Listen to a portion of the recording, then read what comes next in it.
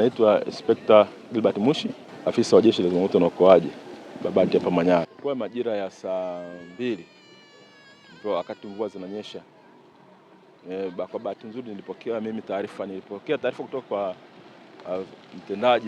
afisa mtendaji mmoja wa eneo la Magugu, ambaye nafikiri alikuwa yuko njiani anapita, akawa ameona ajali ambayo imetokea na moto unaanza kutokea. Kwa hiyo akawa amenipigia simu na mimi mara hiyo nikatoa taarifa kwa kikosi ambacho kiko standby, na kwa muda huo wakaweza kufika mara moja kwenye eneo.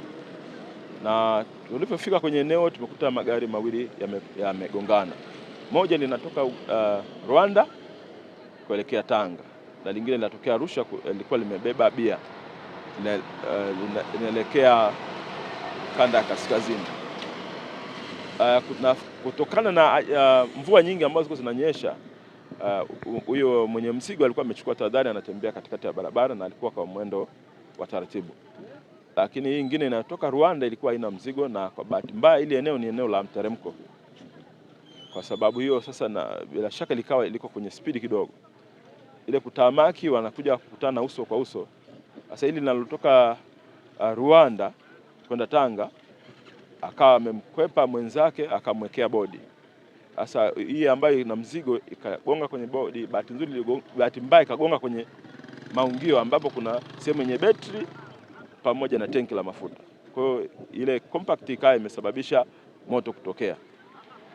Wakati sisi tunafika kwenye tukio tayari mtu mmoja akiwa hai ametolewa kwenye eneo la tukio, amepelekwa hospitali ya mkoa ya rufaa ya mkoa Manyara. Lakini kwa bahati mbaya na mwili mmoja umetolewa baada ya moto kuzimwa. Mwili mmoja umetolewa na umepelekwa pia hospitali. Eneo la cabin yake kikupata shida, isipokuwa tu moto ndio ulianzia hapo, kwa sababu aligonga eneo la betri.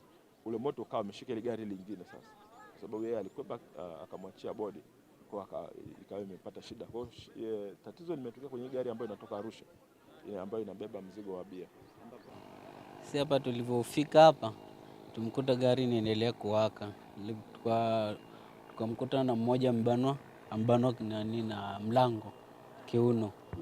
Kwa hiyo tukaendelea kumuokoa, tukamvuta, tukamweka hapo, tukasubiri gari, tukampakia, tukaenda naye hospitali ya mkoa.